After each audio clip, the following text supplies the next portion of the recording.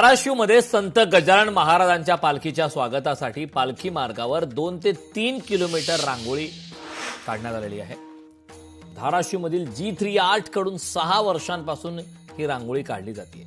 2.5 ते 3 तास मेहनत करून काढलेल्या रांगोळीतून गजानन महाराजांच्या पालखीचे अनोखे स्वागत करण्यात येते। 5 क्विंटल रांगोळी आणि 50 किलो रंगाचा वापर यावेळी करण्यात येतो। याचा आढावा घेतलाय आमचे प्रतिनिधी काकासाहेब कांबळे।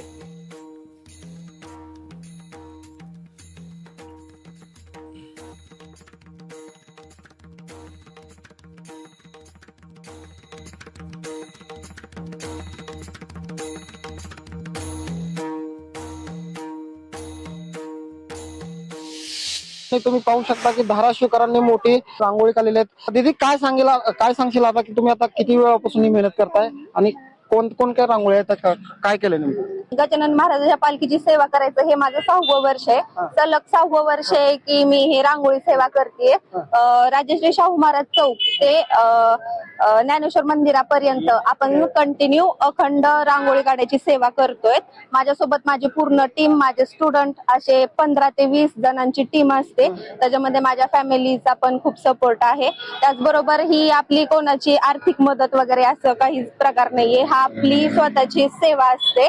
याच्यामध्ये जवळजवळ 50 किलो पावडर कलरचा आपण यूज करतो।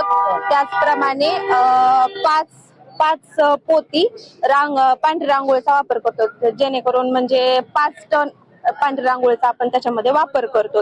ही सकाळी 6 वाजल्यापासून आपण सेवा चालू केलेली असते काढायला। जवळपास 8-8:30 वाजेपर्यंत हे पूर्ण आपण कव्हर करतो। ही निस्वार्थ सेवा आहे। आम्ही संस्थामार्फत वारकरी संप्रदायासारखी रांगोळी काढतो आणि आमची लीडर गायत्री दे हिच्यासाठी आम्ही हिच्या सपोर्ट आम्ही रांगोळी पूर्ण ज्ञानेश्वर मंदिरापर्यंत काढून जातो।